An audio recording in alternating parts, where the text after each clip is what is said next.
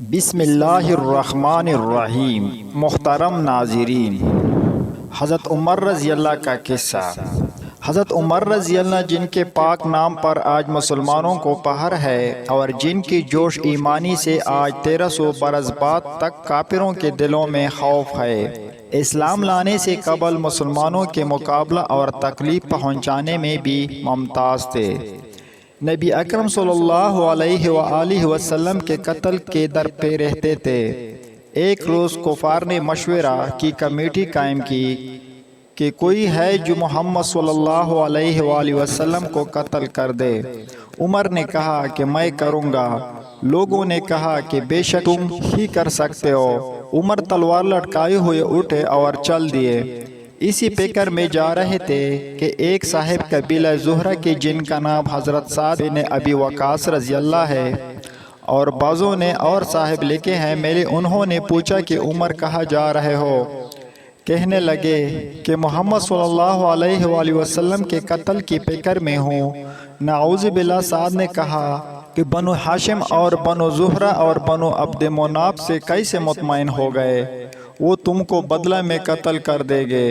اس جواب پر بگڑ گئے اور کہنے لگے کہ معلوم ہوتا ہے تو بھی بالدین یعنی مسلمان ہو گیا، لا پہلے تجھ کو نمٹا دو۔ یا کہہ کر تلوار سونپ لی اور حضرت سعد رضی اللہ نے بھی یہ کہہ کر کہ ہاں میں مسلمان ہو گیا ہوں تلوار سنبھالی۔ دونوں طرف سے تلوار چلنے کو تھی کہ حضرت سعد رضی اللہ نے کہا کہ پہلے اپنے گھر کی تو خبر لے، تیری بہن اور بہنوئی دونوں مسلمان ہو چکے ہیں۔ یہ سننا تھا کہ غصے سے بھر گئے اور سیدھی بہن کے گھر گئے۔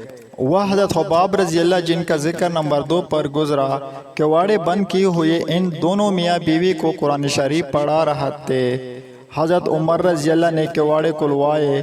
ان کی آواز سے حضرت خباب رضی اللہ تو جلدی سے اندر چھپ گئے اور وہ صفحہ بھی جلدی میں باہر رہ گیا جس پر آیات قرآنی لکھی ہوئی تھی۔ ہمشیرہ نے کواڑ کھولے۔ حضرت عمر رضی اللہ کے ہاتھ میں کوئی چیز تھی جس کو بہن کے سر پر مارا، جس سے سر سے خون بہنے لگا اور کہا کہ اپنی جان کی دشمن تو بھی بالدین ہو گئی۔ اس کے بعد گھر میں آئے اور پوچھا کہ کیا کر رہے تھے اور یہ آواز کس کی تھی؟ بہنوئی نے کہا کہ بات چیت کر رہے تھے۔ کہنے لگے کیا تم نے اپنے دین کو چھوڑ کر دوسرا دین اختیار کر لیا؟ بہنوئی نے کہا کہ اگر دوسرا دین حق ہو تب یہ سننا تھا کہ ان کو داڑھی پکڑ کر کھینچی اور بے تحاشا ٹوٹ پڑے اور زمین پر گرا کر خوب مارا۔ بہن نے چھڑانے کی کوشش کی تو ان کے منہ پر ایک تمانچہ اس زور سے مارا کہ خون نکل آیا۔ وہ بھی آخر عمر ہی کے بہن تھے۔ کہنے لگے کہ عمر ہم کو اس وجہ سے مارا جاتا ہے کہ ہم مسلمان ہو گئے۔ بے شک ہم مسلمان ہو گئے ہیں، جو تجھ سے ہو سکے تو کر لے۔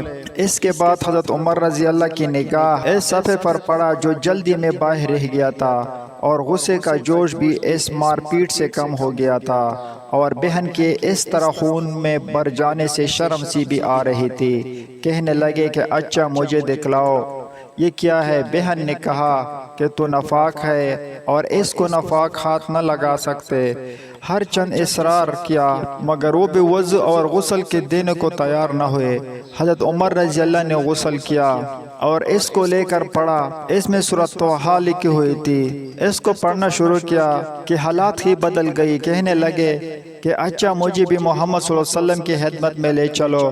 یہ الفاظ سن کر حضرت خباب رضی اللہ اندر سے نکلے اور کہا کہ اے عمر تجھے خوشخبری دیتا ہوں کہ کل شب حضور اقدس صلی اللہ علیہ وسلم نے دعا مانگی تھی کہ یا اللہ عمر اور ابو جہل میں جو تجھے زیادہ پسند ہو اس سے اسلام کو قوت عطا فرما۔ یہ دونوں قوت میں مشہور تھے۔ معلوم ہوتا ہے کہ حضور صلی اللہ علیہ وسلم کی دعا تمہارے حق میں قبول ہو گئی۔ اس کے بعد حضور صلی اللہ علیہ وسلم کی خدمت میں حاضر ہوئے اور جمعے کی صبح کو مسلمان ہوئے۔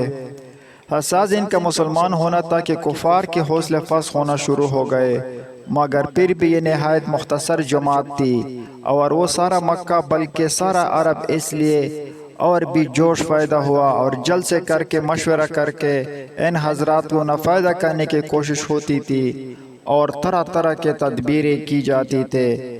تاہم اتنا ضرور ہوا کہ مسلمان مکہ کی مسجد میں نماز پڑھنے لگے۔ حضرت عبداللہ بن مسعود رضی اللہ فرماتے ہیں کہ عمر رضی اللہ کا اسلام لانا مسلمانوں کی فتح تھی اور ان کی ہجرت مسلمانوں کی مدد تھی اور ان کے خلافت رحمت تھی۔